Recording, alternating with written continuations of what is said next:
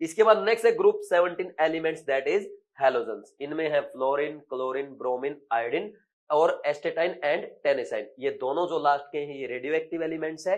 ठीक है भाई।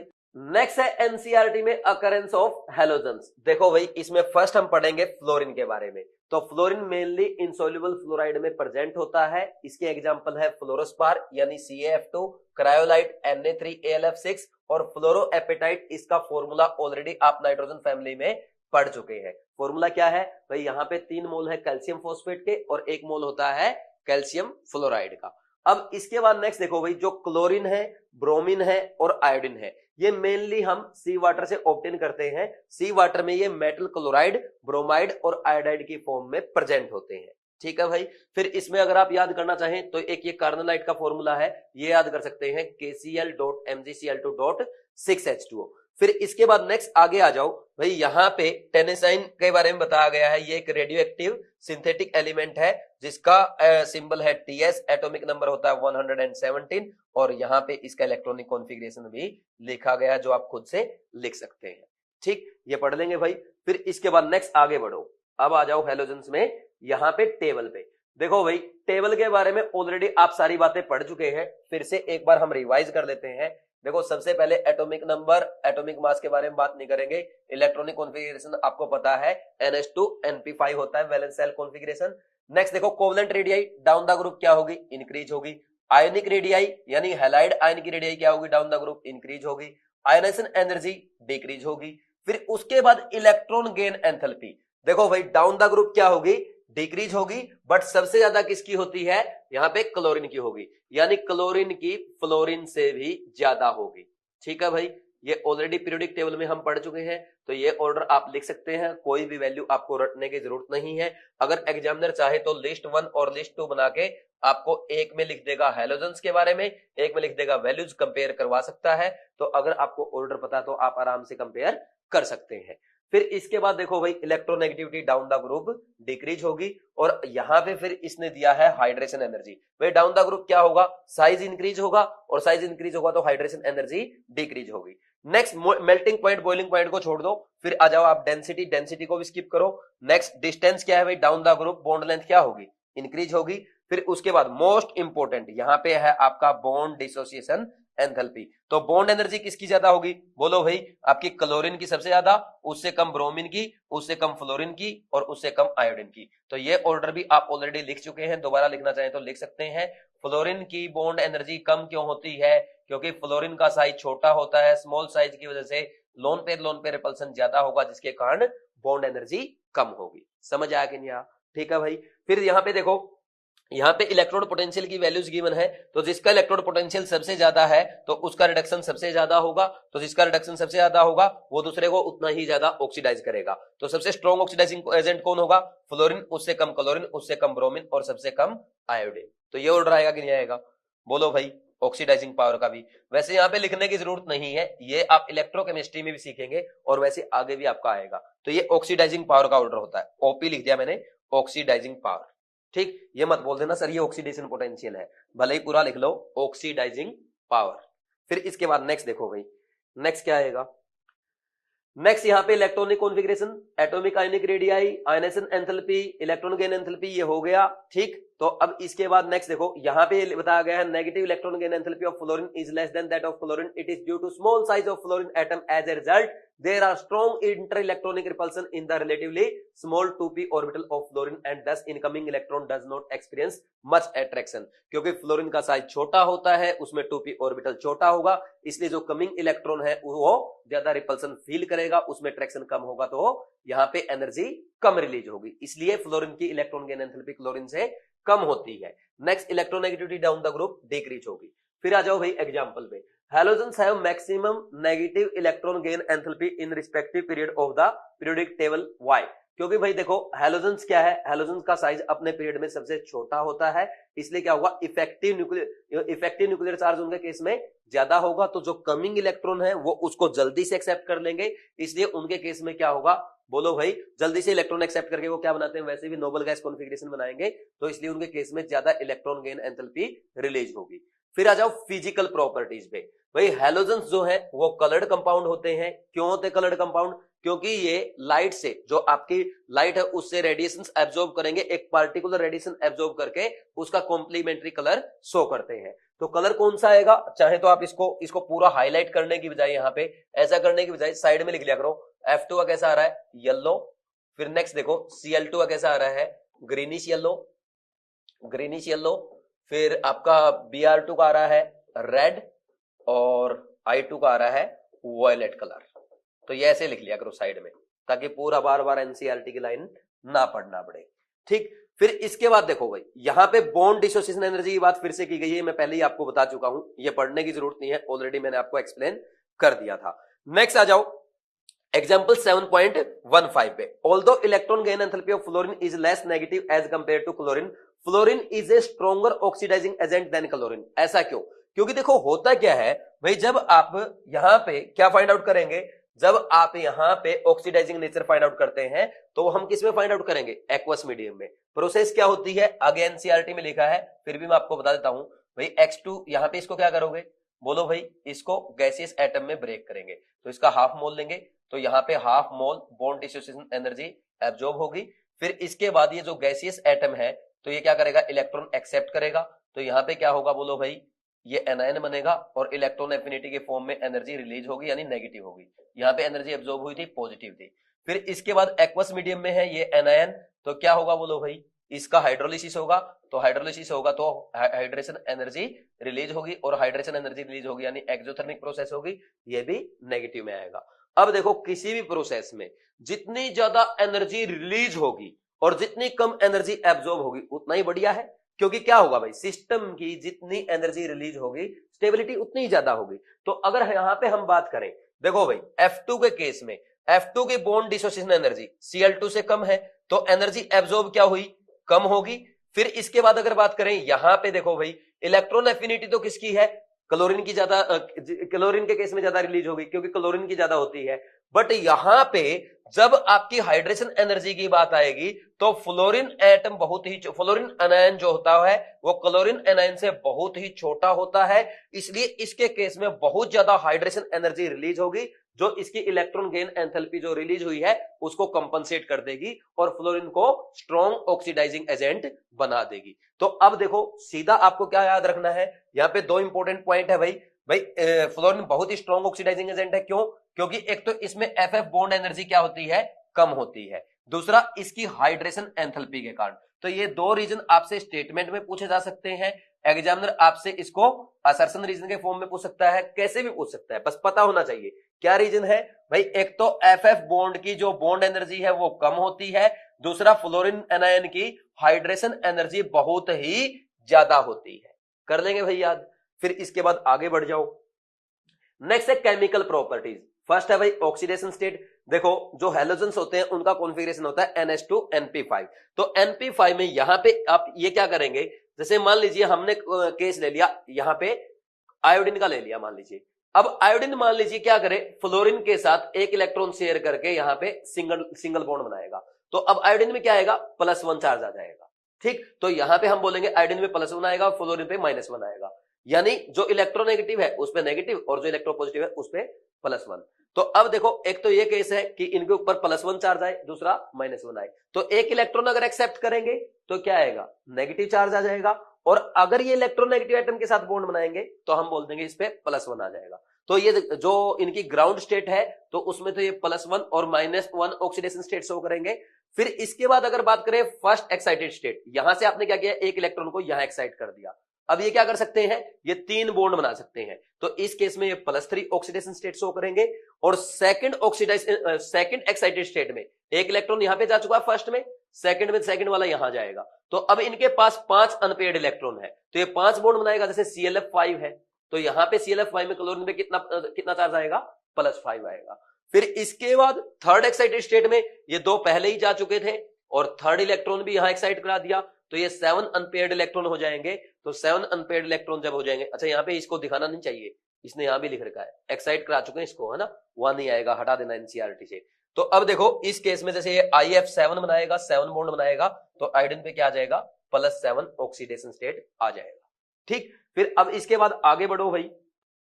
इसके बाद नेक्स्ट है, देखो भाई जो क्लोरीन, ब्रोमीन और आयोडीन है, ये हायर ऑक्सीडेशन स्टेट तभी शो करेंगे जब ये अपने से स्मॉल और highly electronegative atom like fluorine और ऑक्सीजन के साथ कंबाइन करेंगे। जैसे फॉर एग्जांपल इंटरहैलोजन कंपाउंड में, ऑक्साइड्स में और ऑक्सो एसिड्स में। इनके बारे में डिटेल में हम आगे पढ़ेंगे, अभी आपको टेंशन नहीं लेना है। फिर नेक्स्ट यहाँ पे लिखा जो फ्लोरीन एटम है, इसके पास वैलेंस शेल में डी ऑर्बिटल प्रेजेंट नहीं होते, इसलिए अपना ऑक्टेट एक्सपांड नहीं कर सकता और ओनली -1 ऑक्सीडेशन स्टेट शो करेगा, बिकॉज ये क्या है भाई, पीरियोडिक टेबल का मोस्ट इलेक्ट्रोनेगेटिव एटम है। अब नेक्स्ट इसके बाद देखो भाई, fluorine is the strongest oxidising halogen and it oxidise other halide ion in the solution और इवन सॉलिड फेज। तो देखो भाई, मैंने आपको पहले भी बताया है, ऑक्सीडाइजिंग पावर का ऑर्डर क्या है, F2 की सबसे ज्यादा, उससे कम Cl2, उससे कम Br2, उससे कम I2। यानी इसका मतलब क्या है भाई, फ्लोरीन क्या करेगा, आपके क्लोराइड, ब्रोमाइड और आयोडाइड आयन को ऑक्सीडाइज कर देगा, और क्लोरीन क्या करेगा, ब्रोमाइड और आयोडाइड आयन को ऑक्सीडाइज कर देगा, और ब्रोमीन क्या करेगा, ओनली आयोडाइड आयन को ऑक्सीडाइज कर पाएगा। तो ये रिएक्शंस आपकी यहाँ पे शो की गई है, और आयोडीन किसी को भी ऑक्सीडाइज नहीं कर पाएगा, क्योंकि चारों में उसकी ऑक्सीडाइजिंग पावर सबसे कम है। समझ आ गया भाई। फिर इसके बाद नेक्स्ट देखो, यहाँ पे ये ऑर्डर आपको बताया गया, ये एक्सप्लेन किया गया जो थोड़ी देर पहले मैंने आपको बताया था भाई, ऑक्सीडाइजिंग नेचर ऑफ हैलोजेंस। तो मैंने आपको बताया था फ्लोरीन मोस्ट ऑक्सीडाइजिंग एलिमेंट क्यों है, क्योंकि देखो भाई, फ्लोरीन की बॉन्ड डिसोसिएशन एनर्जी कम होती है और हाइड्रेशन एनर्जी बहुत ज्यादा होती है, जो इसको क्लोरीन से स्ट्रॉन्ग ऑक्सीडाइजिंग एजेंट बना देती है। तो ये यहाँ पे एक्सप्लेन किया गया है, पहले ही हम डिस्कस कर चुके हैं। फिर इसके बाद नेक्स्ट है भाई, हैलोजेंस की वाटर के साथ रिएक्शन। तो वाटर को देखो भाई, जब आप फ्लोरीन के साथ रिएक्ट कराएंगे तो क्या करेगा, फ्लोरीन वाटर को ऑक्सीडाइज कर देगा। कैसे ऑक्सीडाइज करेगा, यहाँ पे ऑक्सीजन -2 में है, तो ऑक्सीजन को किस में कन्वर्ट कर देगा, 0 में। तो यहाँ पे इसने क्या किया, वाटर को ऑक्सीडाइज कर दिया, तो क्या बनेगा 4HF + O2। फिर इसके बाद जब आप क्लोरीन और ब्रोमीन के साथ रिएक्शन करवाएंगे तो यहाँ पे डिस्प्रोपोर्शनेशन रिएक्शन होगी, और हैलोजन आपका यानी क्लोरीन और ब्रोमीन 0 से किस में जाएगा, -1 में और +1 में। ठीक है भाई।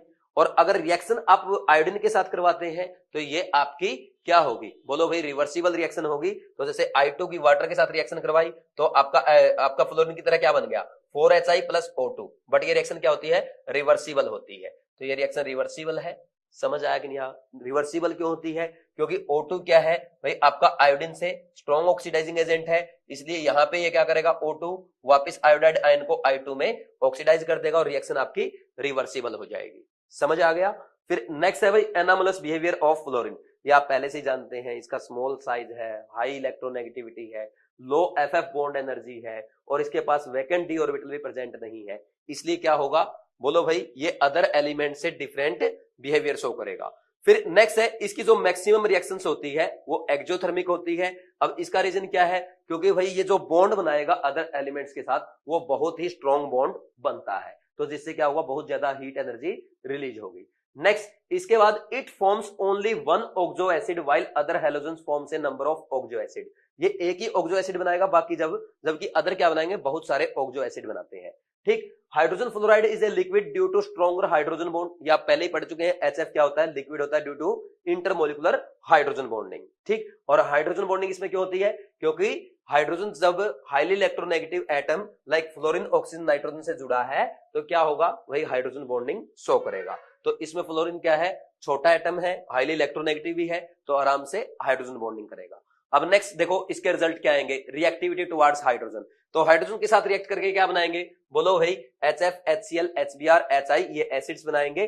तो अगर इनकी बात की जाए एसिडिक स्ट्रेंथ की, तो down the group acidic strength क्या होगी, बोलो भाई, down the group acidic strength increase होती है। ऐसा क्यों, क्योंकि डाउन द ग्रुप, अच्छा यहाँ पे HBr लिख दिया, HCl आएगा, क्योंकि डाउन द ग्रुप क्या होगा भाई, MH बॉन्ड लेंथ इंक्रीज होगी, जिससे क्या होगा, बोलो भाई, बॉन्ड एनर्जी डिक्रीज होगी और इजिली ब्रेक हो गए, क्या देगा, इजिली ब्रेक हो गए H+ आयन देगा, तो उसकी एसिडिक स्ट्रेंथ ज्यादा होगी। तो यहाँ पे ये लिखा हुआ है। नेक्स्ट इसके बाद पढ़ो, the stability of these halides decrease down the group due to decrease in bond dissociation enthalpy in the order. तो देखो, बॉन्ड एंथैल्पी का ये ऑर्डर है, तो इनकी स्टेबिलिटी का भी यही ऑर्डर आएगा, क्योंकि डाउन द ग्रुप क्या होगा, देखो यहाँ पे तो क्या है, 1s और 2p बॉन्ड बन रहा है, यहाँ पे बनेगा 1s और 5p, तो यहाँ पे इनका ओवरलैपिंग अच्छे से नहीं होगा, इसलिए क्या होगा, बॉन्ड एनर्जी कम होगी और HI की स्टेबिलिटी कम होगी। समझ आया कि नहीं? तो यहाँ पे इनकी थर्मल स्टेबिलिटी का ऑर्डर क्या आ जाएगा, HF की ज्यादा, उससे कम HCl की, उससे कम HBr और सबसे कम HI की।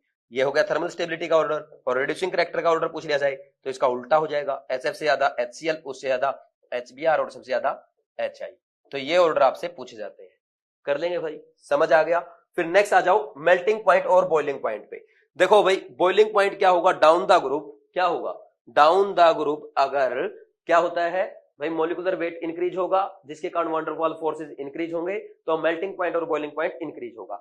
बट यहां पे बॉइलिंग पॉइंट के केस में भाई सबसे ज्यादा बॉइलिंग पॉइंट किसका होता है, HF का। क्यों, क्योंकि HF में इंटरमोलिकुलर हाइड्रोजन बॉन्डिंग होती है, ये पहले ही आप पढ़ चुके हैं।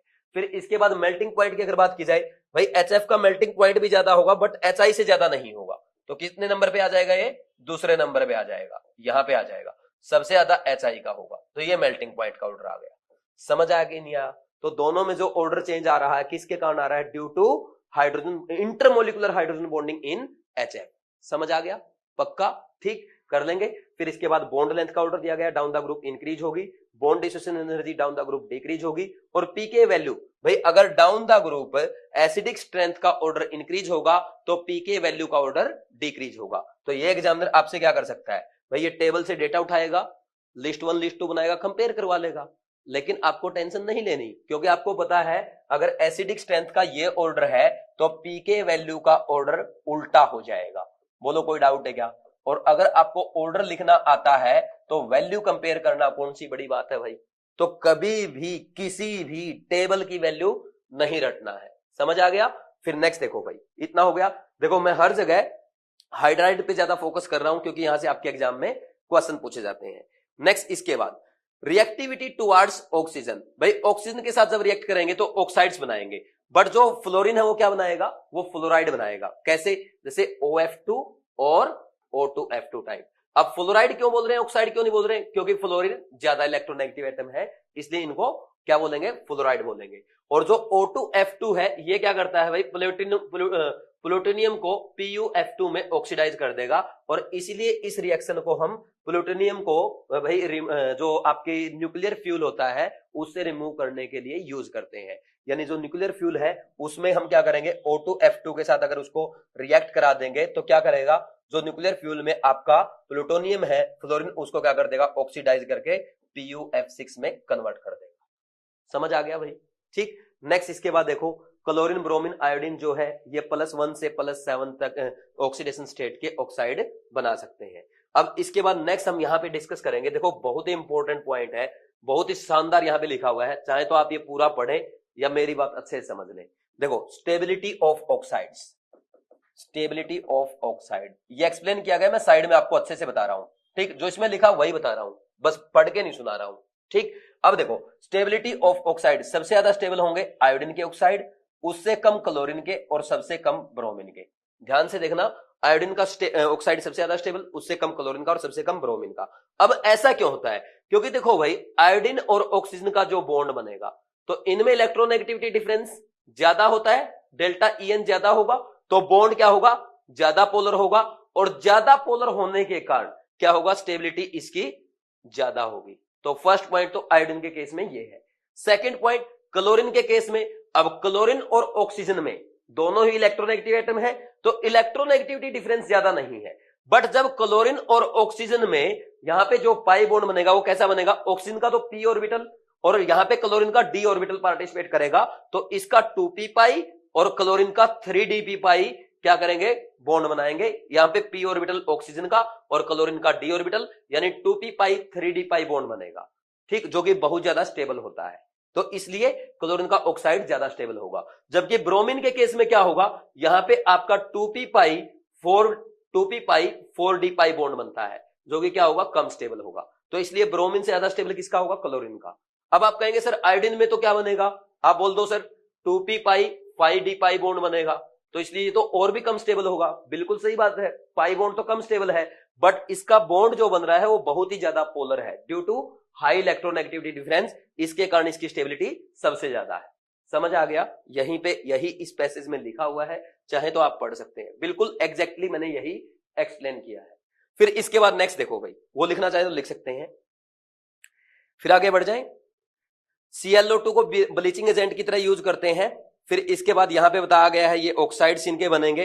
अच्छा, एक लाइन ये जरूर पढ़ लेना, ये याद कर लेना, मैंने नीचे देखो, सबसे नीचे आ जाओ, अब ये लास्ट में हाईलाइट कर रखी है, I2O5 is very oxidizing agent and is used in estimation of carbon monoxide. तो इसको किसमें यूज करते हैं? इन एस्टिमेशन ऑफ कार्बन मोनोऑक्साइड। ये एक लाइन आप याद कर लेंगे, ठीक। फिर नेक्स्ट आगे बढ़ो भाई, रिएक्टिविटी टुवार्ड्स मेटल। अब मेटल के साथ रिएक्ट करके क्या बनाएंगे भाई? मेटल के साथ रिएक्शन करके मेटल हैलाइड बनाएंगे, जैसे Mg प्लस Br2, MgBr2 बन गया।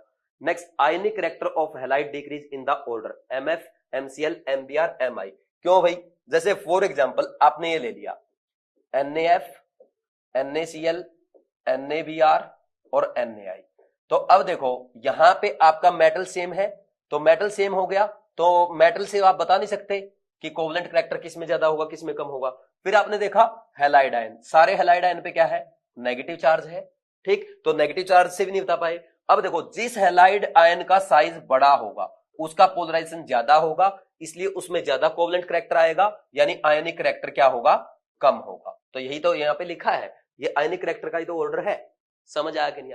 तो ये फैजान रूल से मैंने आपको आयनिक कैरेक्टर का ऑर्डर फिर से एक्सप्लेन कर दिया। आई होप कि आपको अच्छे से समझ में आ गया होगा। अब यहाँ पे ये बताया गया है भाई, जो मेटल के हैलाइड्स बनेंगे, जैसे कुछ मेटल्स क्या करेगी भाई, एक से ज्यादा हैलाइड बनाएगी। जैसे ये मान लो FeCl3 और FeCl2। तो इनमें एक बात बताओ भाई, आयनिक कैरेक्टर किस में ज्यादा होगा? जो लोअर ऑक्सीडेशन स्टेट का हैलाइड है उसका आयनिक कैरेक्टर ज्यादा होगा।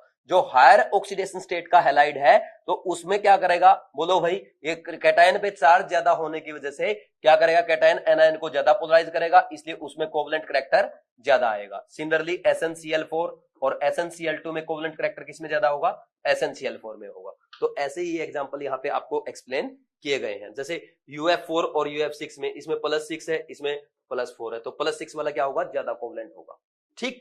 समझ आ गया भाई?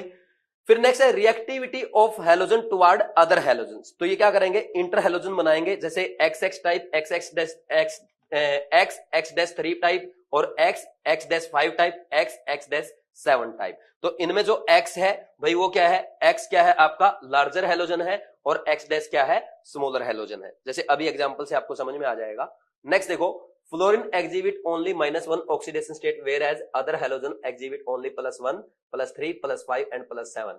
ऐसा क्यों? एक्सप्लेन करना है। क्योंकि फ्लोरीन के पास क्या है? वैकेंट डी ऑर्बिटल नहीं है, और ये क्या है? मोस्ट इलेक्ट्रोनेगेटिव एलिमेंट है पीरियोडिक टेबल का, इसलिए ओनली -1 ऑक्सीडेशन स्टेट शो करेगा। नेक्स्ट आ जाओ भाई इन टेक्स्ट क्वेश्चन पे। इसमें क्या लिखा है? Consider the parameters such as bond dissociation enthalpy, electron gain enthalpy and hydration enthalpy. Compare the oxidizing power of F2 and Cl2। पहले ही एग्जांपल में एक्सप्लेन कर चुका हूं, ठीक। फिर वहां से आपने रिवाइज करना है। नेक्स्ट देखो भाई, give 2 examples to show the anomalous behaviour of fluorine. तो इसके एनोमलस बिहेवियर के 2 एग्जांपल कैसे भाई? एक तो ये फ्लोरीन क्या करेगा? बोलो भाई, ओनली -1 ऑक्सीडेशन स्टेट शो करता है। दूसरा, इसका स्मॉल साइज और हाई इलेक्ट्रोनेगेटिविटी की वजह से HF में क्या होगा? हाइड्रोजन बॉन्डिंग होगी, जबकि अदर हाइड्राइड में नहीं होगी। नेक्स्ट है C is the greatest source of some halogens. Comment, ये पीछे हमने पढ़ा था स्टार्टिंग में, ठीक। ये थियोरेटिकल क्वेश्चन है। नेक्स्ट आ जाओ क्लोरीन पे। क्लोरीन का प्रिपरेशन पढ़ेंगे भाई। सबसे पहले कैसे प्रिपेयर करते हैं? इसको क्या करेंगे? मैंगनीज डाइऑक्साइड को जब हम कंसंट्रेटेड हाइड्रोक्लोरिक एसिड के साथ हीट करते हैं तो MnCl2 + Cl2 + वाटर का फॉर्मेशन होगा। तो ये इंपॉर्टेंट रिएक्शन है, एक तो ये याद करनी है, ठीक। सेकंड, इसके बाद आ जाओ भाई, नेक्स्ट है however A mixture of common salt and concentrated H2SO4 is used in place of HCl। यानी यहां पे इसी रिएक्शन में हम HCl की जगह NaCl भी ले सकते हैं in presence of concentrated H2SO4। तो इसमें क्या बनेगा? MnCl2 + NaHSO4 + H2O + Cl2, ठीक। एक्चुअल में आप इसको ऐसे देखो ना, ये NaCl है और यहां से ये H+ है तो ये HCl ही। एक टाइप से आप ये भी तो बोल सकते हैं इसको। एक्चुअल में आपने ये क्या लिख दिया? दिस इज Na2SO4 + HCl, या आप ऐसे बोल दो दिस इज NaCl + H2SO4, ठीक है भाई। है तो उसमें HCl ही, और HCl की रिएक्शन आपने MnO2 के साथ देखी थी, Cl2 प्रोड्यूस होगा, ठीक। Mn+4 में क्या करेगा? Cl- को ऑक्सीडाइज कर देगा। मेन पॉइंट ये है, Mn+4 में खुद रिड्यूस हो रहा है +2 में, और Cl-1 को ऑक्सीडाइज कर रहा है 0 में। यहाँ पे भी यही हो रहा है, देखो यही हो रहा है कि नहीं हो रहा, और खुद जा रहा है +4 से +2 में। ये इंपॉर्टेंट है, ठीक। इसके बाद नेक्स्ट है by the action of HCl on potassium permanganate. Potassium permanganate में तो क्या है भाई, ये तो और ज्यादा +7 में है, तो +7 में तो और स्ट्रॉन्ग ऑक्सीडाइजिंग एजेंट का काम करेगा, फिर इसको किस में कन्वर्ट कर देगा, Cl2 में, खुद किस में चला जाएगा, +2 में। ठीक, फिर नेक्स्ट इसके बाद देखो भाई, manufacturing of chlorine by Deacon's process. Deacon process में क्या करेंगे, जो भाई आपका HCl है उसको एटमॉस्फेरिक ऑक्सीजन के साथ क्या करेंगे, ऑक्सीडाइज करेंगे in presence of CuCl2 catalyst. तो ये कैटालिस्ट आप याद कर देना, बाकी रिएक्शन बहुत ही इजी है। HCl की O2 के साथ रिएक्शन कराई, Cl2 बनेगा, H2O बनेगा, तो यहाँ पे कैटालिस्ट कौन सा यूज करेंगे, CuCl2। इस प्रोसेस को कहते हैं डेक्कन प्रोसेस। तो अभी तक जितनी भी आपने पढ़ी ये सबसे ज्यादा इंपॉर्टेंट है। ठीक, तो डेक्कन प्रोसेस का कैटालिस्ट क्या होता है, CuCl2। इसके बाद नेक्स्ट है इलेक्ट्रोलाइटिक प्रोसेस। देखो भाई, इलेक्ट्रोलाइटिक प्रोसेस में क्या करेंगे, जब कंसंट्रेटेड NaCl का इलेक्ट्रोलिसिस करते हैं तो क्या होगा, बोलो भाई, आपको एनोड पे Cl2 का फॉर्मेशन होगा। ये ऑलरेडी हम पहले भी पढ़ चुके हैं और आगे इलेक्ट्रोकेमिस्ट्री में भी पढ़ेंगे। फिर आगे इसकी प्रॉपर्टीज, भाई ये ग्रीनिश येलो गैस है जिसकी तीखी स्मेल होती है और सफोकेटिंग ऑर्डर है। फिर देखो, ये जब अदर मेटल या नॉन मेटल के साथ कंबाइन करेगी तो क्लोराइड बनाएगी, जैसे एल्यूमिनियम, सोडियम, आयरन, फास्फोरस और सल्फर के क्लोराइड। ठीक, ये कोई ज्यादा इंपॉर्टेंट नहीं है, बस एक बार देख लेना। It has a great affinity towards hydrogen, यानी जैसे इनको हाइड्रोजन मिलता है तो हाइड्रोजन से इसको प्यार है, जैसे ही हाइड्रोजन आएगा उसके साथ बॉन्ड बना लेगा। तो कैसे बन रहा है, H2 + Cl2 HCl, और H2S में भी उसको हाइड्रोजन दिखा तो क्या कर दिया, हाइड्रोजन को अपनी तरफ अट्रैक्ट कर लिया और यहाँ पे सल्फर को -2 से 0 में ऑक्सीडाइज कर दिया। फिर नेक्स्ट देखो, यहाँ पे हाइड्रोकार्बन के साथ रिएक्शन करके भी कार्बन को क्या कर दिया, ऑक्सीडाइज कर दिया और खुद हो गया रिड्यूस और हाइड्रोजन के जाके चिपक गया। बट ये तो आपने पढ़ी, कोई खास इंपोर्टेंट नहीं है, लेकिन इसके बाद की जो रिएक्शन है ये बहुत ज्यादा इंपॉर्टेंट है। जैसे भाई यहाँ पे क्या है, with cold and dilute alkalis chlorine produces a mixture of chloride and hypochloride, but with hot and concentrated alkalis it gives chloride and chlorate ion. तो इसमें देखो क्या है भाई, जैसे यहाँ पे आपने कोल्ड एंड डाइल्यूट लिया तो क्लोरीन 0 से किस में जा रहा है भाई, -1 में और +1 में। बट जब आपने हॉट एंड कंसंट्रेटेड लिया तो क्लोरीन 0 से किस में जा रहा है, -1 में और +5 में। तो आप कैसे याद रखेंगे भाई, दोनों में NaCl तो बनेगा, Cl -1 में हो जाएगा ही जाएगा, बस ये याद करना +1 में किस में जाएगा, +5 में किस में जाएगा। कैसे याद कर लेंगे भाई, कोल्ड एंड डाइल्यूट के साथ क्या होगा, लोअर ऑक्सीडेशन स्टेट, और हॉट एंड कंसंट्रेटेड के साथ +5 यानी हायर ऑक्सीडेशन स्टेट, और दोनों में NaCl और वाटर तो बनेगा ही बनेगा। समझ आया कि नहीं आप? तो ऐसे आप रिएक्शंस को याद कर सकते हैं, ऐसे अगर एक बार पढ़ेंगे ना इजीली याद रहेगी। ठीक, नेक्स्ट देखो, फिर with dry select lime it gives bleaching powder. भाई ये स्लैक्ट लाइम के साथ जब रिएक्शन करेगा तो क्या बनेगा, CaOCl2 plus calcium chloride plus water. तो ये CaOCl2 क्या है, ये आपका ब्लीचिंग पाउडर है। तो ब्लीचिंग पाउडर का भी फॉर्मूला इसने दे रखा है, CaOCl2.CaCl2.2H2O, यानी जो पूरा मिक्सर है ना इसमें से Cl2 हटा दो तो इसको क्या कहते हैं, ब्लीचिंग पाउडर कहते हैं। ठीक, नेक्स्ट देखो, जब ये हाइड्रोकार्बन के साथ रिएक्शन करेगा तो क्या बनाएगा भाई, एक तो FR-SR रिएक्शन होता है, फ्री रेडिकल सब्स्टिट्यूशन रिएक्शन, दूसरा एडिशन रिएक्शन भी होती है। यहाँ पे आपको पढ़ने की जरूरत नहीं है, ऑर्गेनिक में बहुत डिटेल में पढ़ते हैं। ठीक, फिर नेक्स्ट आगे बढ़ जाओ। Chlorine water on standing loses its yellow color due to the formation of HCl and HOCl. Hypochlorous acid so formed gives nascent oxygen which is responsible for oxidizing and bleaching property of chlorine. ये बहुत important point लिखा है। देखो भाई, जो chlorine water हम लेते हैं, अगर थोड़ी देर आप इसको छोड़ देंगे, ये क्लोरीन वाटर है, थोड़ी देर छोड़ने पे इसका कलर क्या है, फेड हो जाएगा, ये अपना कलर छोड़ देगा। तो क्या क्यों छोड़ता है, क्योंकि HCl और HOCl का फॉर्मेशन होगा। अब इसमें जो ये HOCl बना है, ये HOCl फर्दर क्या होगा, डिकम्पोज हो जाएगा किसमें, HCl में और नासेंट ऑक्सीजन में। और ये नासेंट ऑक्सीजन जो है भाई ये ब्लीचिंग में काम आता है, ये इसी के कारण क्लोरीन क्या करता है, परमानेंट ब्लीचिंग करता है। अब देखो ये बात इसने यहाँ पे आके फिर से समझा रखी है। मैंने आपको बताया Cl2 प्लस H2O क्या बनेगा, HOCl plus HCl, HOCl further किस में कन्वर्ट हो जाएगा, बोलो भाई HCl प्लस नासेंट ऑक्सीजन में। अगर आप पूरी रिएक्शन को एक साथ ऐसे लिखेंगे तो आपका यही रिजल्ट आएगा जो NCERT में लिखा हुआ है। तो देखो NCERT में यही लिखा है क्या, बोलो भाई, यही तो लिखा है। तो फिर जो कलर्ड सब्सटेंस है तो जब उसको नासेंट ऑक्सीजन क्या कर देगा, कलरलेस सब्सटेंस बना देगा, जो ब्लीचिंग में, जिसका ये ब्लीचिंग एक्शन है, परमानेंट ब्लीचिंग करता है। समझ आ गया भाई? फिर इसके बाद नेक्स्ट देखो, वो रिएक्शन लिखना चाहो तो लिख सकते हो, वैसे आपकी एनसीईआरटी में लिखी है, इसने एक ही स्टेप में लिख दी, मैंने उसको आपको एक्सप्लेन किया है, डिफरेंस इतना है, बाकी इसने फर्स्ट स्टेप भी यहां पे लिख रखा है। ठीक, नेक्स्ट देखो भाई, क्लोरीन जब यहां पे FeSO4 आयरन सल्फेट के साथ रिएक्शन करेगा इन प्रेजेंस ऑफ H2SO4। तो क्या करेगा, इसको +2 से किसमें ऑक्सीडाइज कर देगा, +3 से ऑक्सीडाइज कर +3 में ऑक्सीडाइज कर देगा और खुद हो जाएगा -1 में रिड्यूस। फिर Na2SO3 के साथ यहाँ पे सल्फर +4 में है तो इसको ऑक्सीडाइज कर देगा +6 में और खुद रिड्यूस हो जाएगा -1 में। SO2 में सल्फर +4 को ऑक्सीडाइज करेगा +6 में, खुद रिड्यूस हो जाएगा -1 में। आयोडीन को 0 से ऑक्सीडाइज कर देगा +5 में। तो ये इसकी ऑक्सीडेशन रिएक्शंस गिवन है। ठीक, chlorine is powerful bleaching agent, bleaching action is due to oxidation. तो ये आप ध्यान रख सकते हैं जो मैंने बता दिया, ये परमानेंट ब्लीचिंग करता है बिकॉज इसका ब्लीचिंग एक्शन की कैसे है, ऑक्सीडेशन के कारण है। ठीक, समझ आ गया भाई। नेक्स्ट आगे बढ़ जाओ। फिर इसके यूजेज है, किस में यूज करते हैं, वही ब्लीचिंग करने में यूज करेंगे। इसके अलावा जो कॉटन है और टेक्सटाइल इंडस्ट्री में भी इसको as a bleaching agent use करते हैं, और गोल्ड और प्लेटिनम के एक्सट्रैक्शन में यूज करते हैं, और in manufacturing of dyes, drugs and organic compound like CCl4, CHCl3, DDT, refrigerant और वाटर के स्टेरिलाइजेशन में यूज होता है। कुछ पॉइजनस गैस बनाने में भी इसका यूज करते हैं, जैसे फोस्जिन है, टीयर गैस है, मस्टर्ड गैस है, ये पॉइजनस गैसेज है। ठीक है भाई। फिर इसके बाद देखो ये एग्जांपल है 7.17। ये देखो जब आप Cl2 को हॉट एंड कंसंट्रेटेड NaOH के साथ ट्रीट करेंगे तो रिएक्शन क्या होगी, बैलेंस रिएक्शन आपको लिखनी है, जो डिस्प्रोपोर्शनेशन रिएक्शन होती है। तो क्या होगा भाई, हॉट एंड कंसंट्रेटेड लिया है तो Cl किस में जाएगा, -1 में और +5 में। तो 0 से जा रहा है -1 और +5। तो ये रिएक्शन बैलेंस करने की आपको यहाँ पे कोई जरूरत नहीं है, क्योंकि बैलेंसिंग हम कहाँ सीखते हैं, रेडॉक्स रिएक्शन में सीखते हैं। एक बार वहां से आपने सीख लिया तो आराम से बैलेंस कर लेंगे। बस आप तो ये देखो Cl2 किस में जा रहा है, OH- के साथ, किस में गया भाई, Cl -1 में और ClO3- यानी क्लोरीन +5 में। ये सीख लो। बाकी इस रिएक्शन की बैलेंसिंग हम रेडॉक्स रिएक्शन में सीख जाएंगे। और अगर आप यहां से याद करना चाहते हो कर लो, वैसे रटने की क्या जरूरत है, मैं नहीं चाहता कि आप रटें। ठीक, ये हो जाएगा। नेक्स्ट है give the reason for bleaching action of Cl2, अभी पढ़ा था।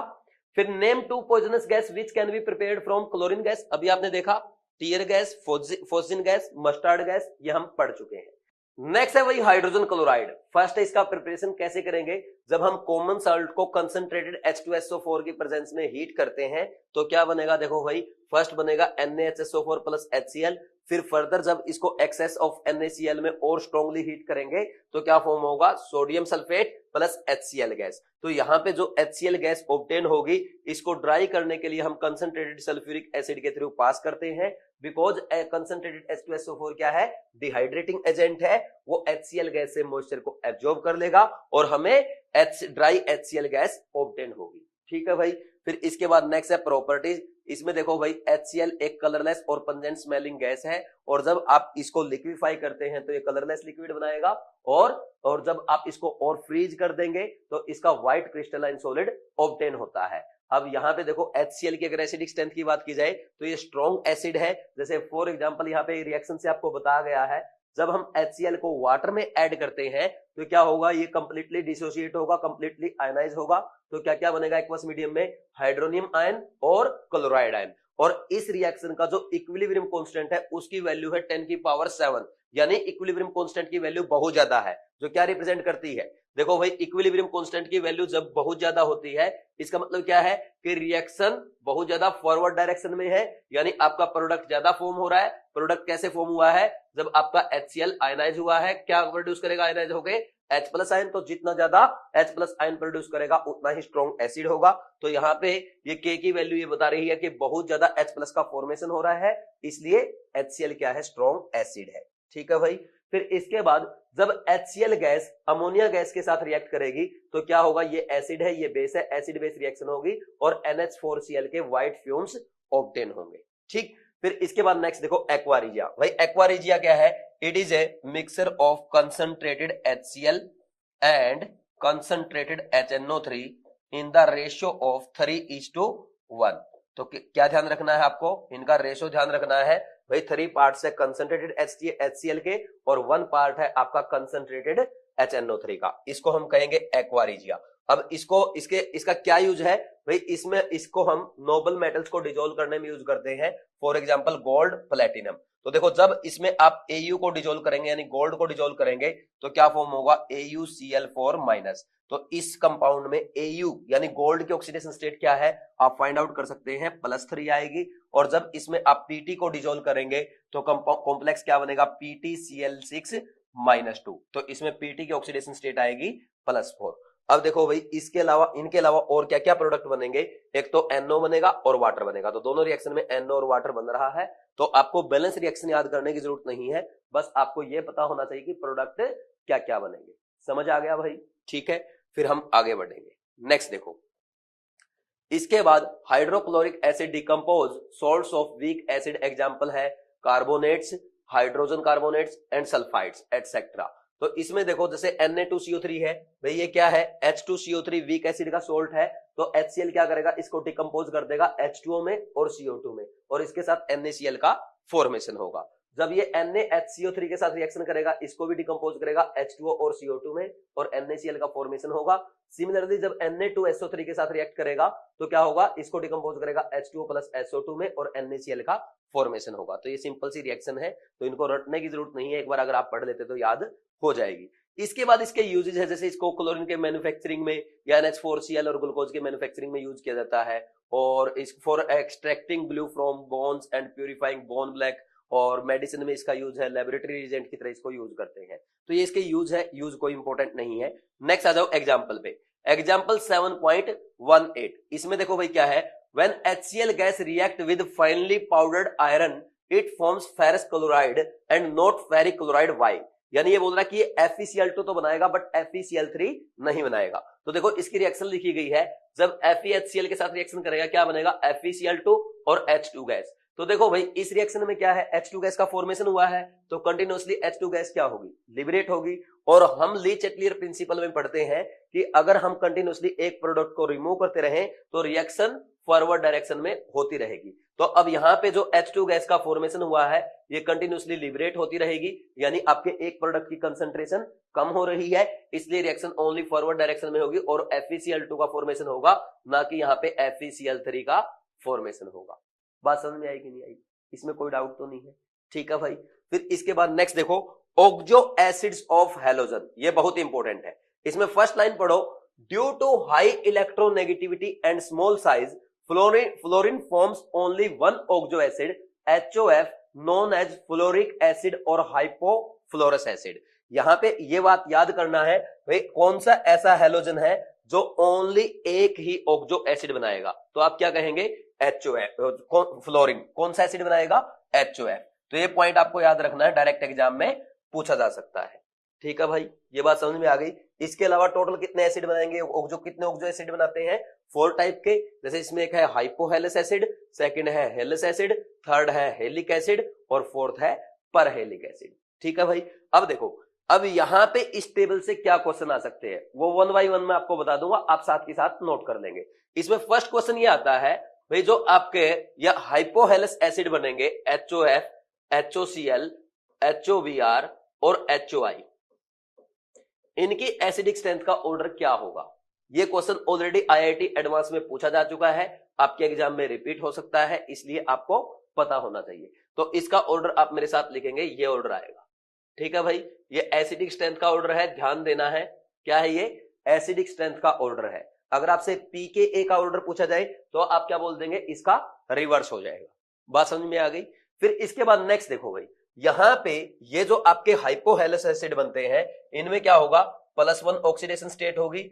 बट अगर बात की जाए फ्लोरीन के ऑक्सो एसिड में तो क्या होगा, यहाँ पे HOF में भी फ्लोरीन पे -1 ऑक्सीडेशन स्टेट आएगी, बिकॉज फ्लोरीन कभी भी पॉजिटिव ऑक्सीडेशन स्टेट शो नहीं करेगा। ये बात समझ में आ गई। फिर इसके बाद नेक्स्ट देखो, यहाँ पे इस टेबल को देखने के बाद आपको और क्या समझ में आया भाई, क्लोरीन ऐसा हैलोजन है जो 4 के 4 ऑक्सो एसिड बनाएगा। ठीक, बाकी ये देखो ब्रोमीन और आयोडीन भी क्या बना रहे हैं, ओनली 3 बना रहे हैं। तो ये कौन सा एसिड नहीं बना रहे, ये हेलस एसिड नहीं बना रहे, और फ्लोरीन तो ओनली एक ही बनाएगा, हाइपोफ्लोरस एसिड। ठीक, फिर इसके बाद नेक्स्ट देखो, यहाँ पे ये जो चारों ऑक्सो एसिड आपके जो है इनमें ऑक्सीडेशन स्टेट क्या आएगी क्लोरीन की, +1, ये है +3, ये है +5 और यहाँ पे होगी +7। ये आप फाइंड आउट कर सकते हैं आराम से। अब क्वेश्चन ये आता है कि इन चारों की एसिडिक स्ट्रेंथ का ऑर्डर क्या होगा। देखो भाई मैं पहले भी आपको बता चुका हूं, अगर एक ही एलिमेंट के ऑक्साइड्स या ऑक्सो एसिड अगर आपको गिवन हो और उनका एसिडिक स्ट्रेंथ का ऑर्डर पूछा जाए तो क्या होगा, directly proportional to oxidation state on the central atom. तो इसमें एसिडिक स्ट्रेंथ का ऑर्डर क्या आ जाएगा, बोलो भाई, जो HOCl है इसकी सबसे कम होगी, उससे ज्यादा HOClO की, उससे ज्यादा HOClO2 की, और सबसे ज्यादा HOClO3 की। इसमें कोई डाउट है क्या, कर लेंगे। तो दो ऑर्डर तो ये हो गए जो डायरेक्ट आपके एग्जाम में पूछे जा सकते हैं, तो ये आपने नोट कर लिए। फिर इसके बाद हम आगे बढ़ेंगे। अब नेक्स्ट देखो भाई, नेक्स्ट अगर यहां पे हम बात करें तो जो क्लोरीन के चारों एसिड है इनका देखो स्ट्रक्चर दिया गया है, ये हाइपोक्लोरस एसिड है, ये क्लोरस एसिड है, ये क्लोरिक एसिड है, और ये परक्लोरिक एसिड है। अब आपसे यहां पे क्वेश्चन क्या पूछा जा सकता है, सबसे पहले तो ये समझो भाई, ये जो एसिड है देखो इसमें एक पाई बॉन्ड है, इसमें दो पाई बॉन्ड है, और इसमें तीन पाई बॉन्ड है। तो ये पाई बॉन्ड कैसे होंगे ये मैं आपको समझा देता हूं। देखो ये तो होगा आपका D pi p pi bond, इसमें कितने D pi p pi bond है, एक D pi p pi bond है, इसमें आएंगे दो D pi p pi bond, ठीक, और इसमें आएंगे तीन D pi p pi bond, ठीक।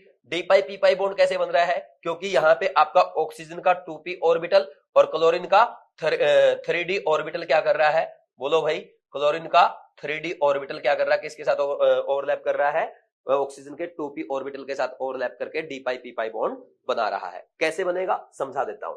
देखो भाई ये क्लोरीन है, ये इसकी ग्राउंड स्टेट है, ग्राउंड स्टेट में कॉन्फ़िगरेशन क्या होता है, 3s2 3p5 ये होगा, और इसके पास वैकेंट डी सब सेल प्रेजेंट है, ठीक है भाई। अब देखो क्लोरीन अगर ग्राउंड स्टेट में अगर बॉन्ड बनाएगा तो इसके पास ओनली एक अनपेयर्ड इलेक्ट्रॉन है, तो ये ओनली सिंगल बॉन्ड बना पाएगा। बट यहां पे देखो इसमें क्या है भाई, यहां तो क्लोरीन सिंगल बॉन्ड बना रहा है, और इसमें क्या है, एक सिग्मा ये, एक सिग्मा ये, और एक पाई भी बना रहा है। तो क्या करेंगे, यहां पे ये वाला जो आपका इलेक्ट्रॉन है इसको एक्साइट कराएंगे, तो क्या करेगा, ये यहां से कहां जाएगा, बोलो भाई, हायर ऑक्सीडेशन स्टेट में जाए, ये जाएगा आपका 3d ऑर्बिटल में। तो ये आ गया इसका क्लोरीन की फर्स्ट एक्साइटेड स्टेट। तो ये फर्स्ट एक्साइटेड स्टेट में दो सिग्मा बॉन्ड तो इसने यहां पे बनाए, फिर ये वाला जो आपका डी ऑर्बिटल का इलेक्ट्रॉन है ये क्या करेगा, ऑक्सीजन के पाई ऑर्बिटल के साथ ओवरलैप करके D pi p pi bond बना देगा। समझ आया कि नहीं आया? तो ये इसमें एक डी पाई पी पाई है। फिर इसके बाद आप नेक्स्ट वाले में बात करेंगे, इसमें क्या होगा, इसमें यहां पे एक इलेक्ट्रॉन और यहां एक्साइट हो जाएगा। फिर यहां पे ये क्या होगा भाई, एक सिग्मा, दो सिग्मा, तीन सिग्मा, तो तीन तो ये सिग्मा बना लेंगे ऐसे यहां पे, और फिर यहां पे ये दो क्या करेंगे, दो D pi p pi bond बनाएंगे। सिमिलरली नेक्स्ट वाले में क्या है, चार सिग्मा बनेंगे, तो यहां से आप क्या करेंगे, इस इलेक्ट्रॉन को एक्साइट कराएंगे इस यहां पे, तो ये थर्ड एक्साइटेड स्टेट होगी, और इसमें क्या होगा, ये चार तो सिग्मा बना लेगा क्लोरीन, और यहां पे ये तीन क्या करेंगे, तीन D pi p pi bond बनेंगे। समझ आया कि नहीं आया? तो ऐसे अगर आपसे D pi p pi bond पूछ ले कोई टेंशन तो नहीं आएगी ना, पक्का। अब इसके बाद नेक्स्ट देखो यहाँ पे इंपॉर्टेंट क्या है, और इंपॉर्टेंट क्या है सुनना। अब देखो as number of d pi p pi bond increase क्या होगा, थर्मल स्टेबिलिटी इंक्रीज होती है। क्या होगा, थर्मल स्टेबिलिटी का ऑर्डर क्या आएगा, HOCl की सबसे कम होगी, उससे ज्यादा HOClO की, उससे ज्यादा HOClO2 की, और उससे ज्यादा HOClO3 की। ये इनकी थर्मल स्टेबिलिटी का ऑर्डर आ जाएगा। समझ आ रहा है कि नहीं आ रहा? ठीक है भाई, समझ आ। अच्छा कई बार ना इसको HClO4 भी लिख देता है एग्जामिनर, देखो अगर इसको ऐसे लिख देना HClO4 तो घबराना मत, मैं तो बल्कि ऐसे ही लिखता हूं HClO3। मेरी तो आदत यही कि इसको HClO2, इसको HClO, मैं ऐसे लिखता हूं। अगर इस फॉर्मेट में भी लिखा हो टेंशन नहीं लेनी है। तो देखो जितने ज्यादा D pi p pi bond होंगे उतने ही ज्यादा क्या होगा, बॉन्ड स्ट्रेंथ होगा, और जितना ज्यादा बॉन्ड स्ट्रेंथ होगा उतनी ज्यादा थर्मल स्टेबिलिटी होगी। तो यहां पे लिखना चाहो तो लिख लो, as number of d pi p pi bond increase क्या होगा, बोलो भाई, बॉन्ड स्ट्रेंथ इंक्रीज और थर्मल स्टेबिलिटी इंक्रीज। तो ये ऑर्डर समझ में आ गया, इसमें एक डी पाई पी पाई, इसमें दो डी पाई पी पाई, इसमें तीन डी पाई पी पाई। अब मैंने आपको एक बात बताई थी, अगर ऑक्सीडाइजिंग नेचर की बात की जाए तो क्या होता है, थर्मल स्टेबिलिटी के, बोलो भाई, इनवर्सली प्रोपोर्शनल होता है क्या, बोलो भाई, ऑक्सीडाइजिंग नेचर और रिड्यूसिंग नेचर। तो इनके ऑक्सीडाइजिंग नेचर क्या आएगा, HOCl की सबसे ज्यादा होगी, उससे कम HOCl होगी, उससे कम HOClO2 की, और सबसे कम ऑक्सीडाइजिंग नेचर किसकी होगी, HOClO3 की। तो थर्मल स्टेबिलिटी के इनवर्सली प्रोपोर्शनल आ जाएगा इनका ऑक्सीडाइजिंग नेचर। तो ये भी आपको पता होना चाहिए, ये आपसे एग्जाम में पूछा जा सकता है। तो ये एक्स्ट्रा इन्फॉर्मेशन मैंने आपको दी, तो ऐसे कर लेंगे भाई क्वेश्चंस। तो ये हो गया आपका ऑक्सो एसिड्स ऑफ हैलोजन। ठीक, नोट करना तो कुछ कर सकते हैं, बाकी मैंने आपको डिटेल में एक्सप्लेन कर दिया। अब नेक्स्ट देखो इसके बाद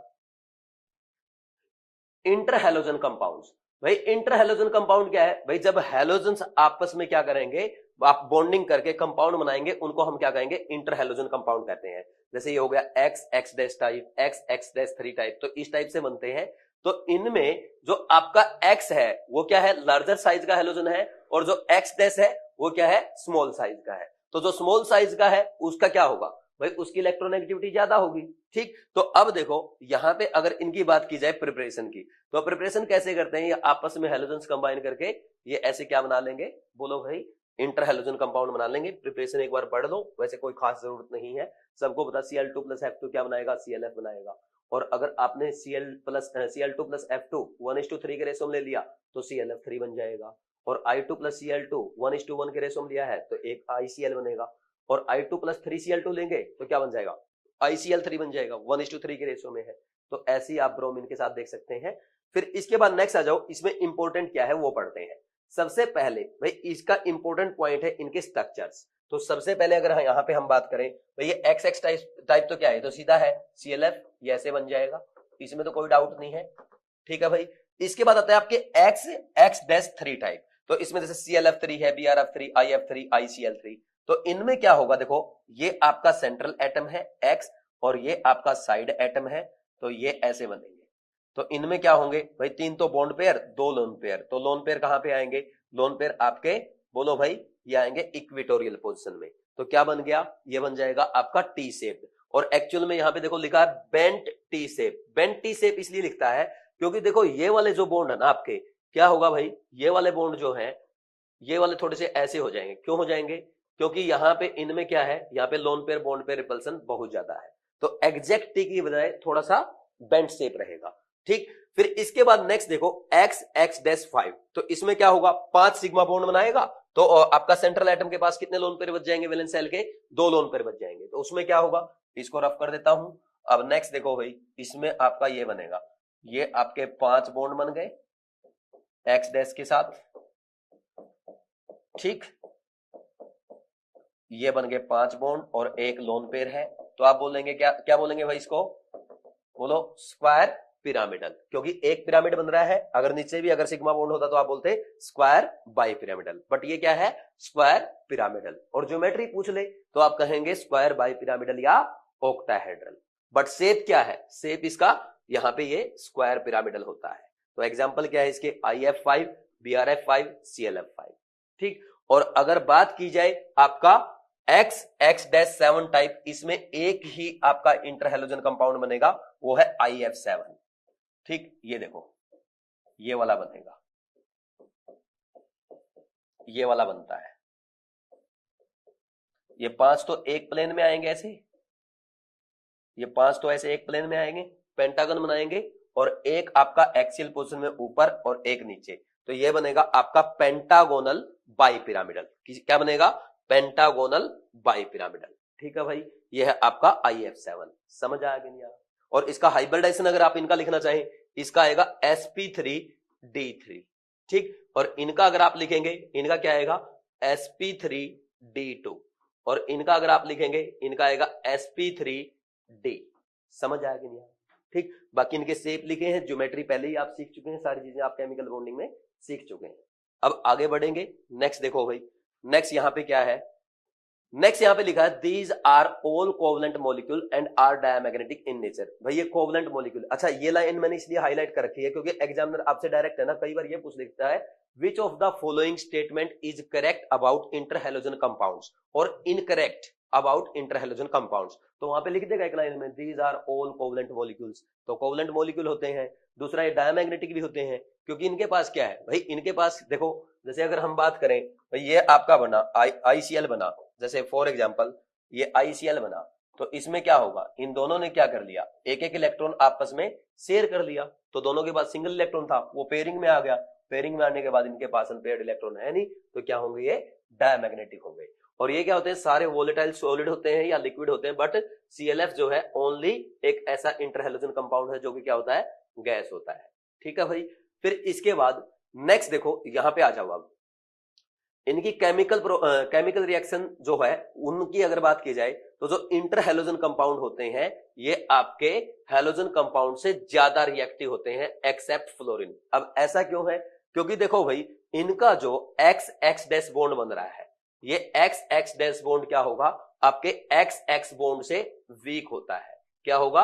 ये एक्स एक्स डैश बॉन्ड जो है एक्स एक्स बॉन्ड से वीक होगा, यानी इंटर हैलोजन कंपाउंड का जो बॉन्ड होता है वो हैलोजन से वीक होता है, इसलिए वो ज्यादा रिएक्टिव होंगे। बट अगर बात की जाए फ्लोरीन के केस में तो फ्लोरीन इनसे भी ज्यादा रिएक्टिव होता है क्योंकि इसका बॉन्ड वीक होता है, ये ज्यादा इलेक्ट्रोनेगेटिव होता है और इसका साइज स्मॉल होता है, इसलिए ये स्ट्रॉन्ग बॉन्ड बनाता है। ठीक, तो इसलिए क्या है फ्लोरीन इनसे भी ज्यादा रिएक्टिव होगा।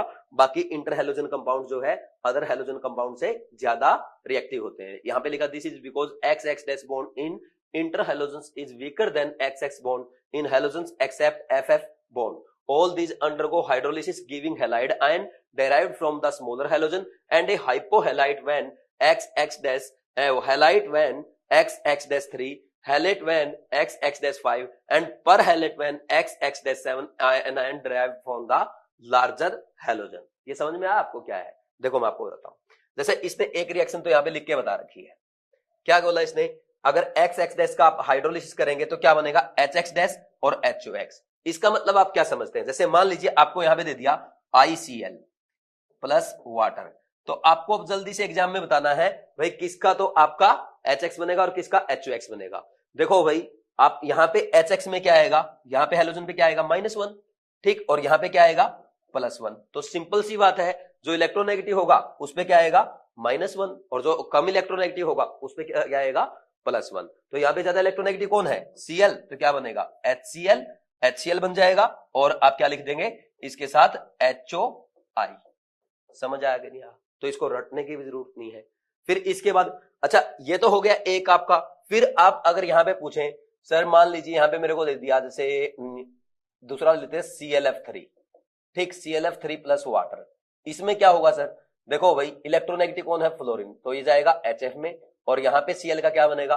अब यहां पे HOCl बनेगा या HOClO2 बनेगा या HClO2 भी लिख सकते हैं इसको, वैसे NCERT ऐसे लिखता है HOClO, ठीक, तो ये बनेगा। अब मुझे कैसे पता चला कि HOClO बनेगा? HOClO2 क्यों नहीं बनेगा? HOClO3 क्यों नहीं बनेगा? मैंने इसको नहीं रट रखा, हैलेट या परहैलेट इनको नहीं रटा मैंने कि ये आयन बनेंगे, ये नहीं रटा मैंने ये सीखा है कि यहाँ पे क्लोरीन अगर +3 में है तो यहाँ पे भी किस में जाएगा? +3 में जाएगा। यहाँ पे फ्लोरीन -1 में है तो यहाँ पे भी किस में जाएगा? -1 में जाएगा। सिमिलरली अगर आपसे पूछ लिया जाए कि यहाँ पे BRF5 है तो BRF5 का बताओ, या ऐसे दे दिया आपको ICl5 दे दिया तो इसका बताओ हाइड्रोलिसिस करना है तो क्या बनेगा? क्लोरीन इलेक्ट्रोनेगेटिव है, इसका HCl और यहाँ पे आयोडीन किस में जाएगा? बोलो भाई +5 में जाएगा, HiO3। समझ आएगा नहीं? क्योंकि यहाँ पे आयोडीन क्या है? +5 में है। तो ऐसे सिंपल आप कर सकते हैं। तो रटना कुछ भी नहीं है, ओनली समझना है। आपसे पूछ ले IF7 का जब हाइड्रोलिसिस करेंगे वाटर के साथ तो क्या होगा, तो आप बता देंगे यहाँ पे HF बनेगा प्लस HOIO3 या आप बोल दो HiO4 बनेगा, क्योंकि आयोडीन यहाँ पे +7 में है तो किसमें जाएगा? +7 में ही जाएगा। तो ये जो IO4- होता है ना, इसको क्या बोलते हैं? पर आयोडेट आयन बोलते हैं, ठीक, जैसे बोलते हैं ना पर हैलेट, तो ये क्या पर आयोडेट है, ठीक। ये आपका जो बना IO3-, ये है आपका हैलेट आयन यानी आयोडेट आयन IO3-, ठीक। कर लेंगे भाई, समझ आ गया? तो इसको भी रटने की जरूरत नहीं है। आई थिंक अगर आप खुद एनसीईआरटी पढ़ते तो यहाँ पे आपको सबसे ज्यादा प्रॉब्लम आती, तो ये मैंने आपको अच्छे से एक्सप्लेन कर दिया, ठीक। फिर इसके बाद नेक्स्ट देखो, नेक्स्ट क्या है? The XX3 compounds have the bent T shape, XX5 compound square pyramidal और IF7 has pentagonal bipyramidal structure. ये आपने टेबल से पढ़ लिया। अब इसके बाद ये जो एग्जांपल यहाँ पे दिया है, discuss the molecular shape of BRF3 on the basis of VSCPR theory. तो ये देखो ये ऑलरेडी है ना, आप VSCPR में पढ़ चुके हैं भाई। इसमें क्या होगा? 3 तो बॉन्ड पेयर आएंगे, 2 लोन पेयर आएंगे, तो ये 5 आपके इलेक्ट्रॉन पेयर कहाँ आएंगे? कैसी ज्योमेट्री बनाएंगे? ट्राइगोनल, ये बनाएंगे ट्राइगोनल बाइपिरामिडल।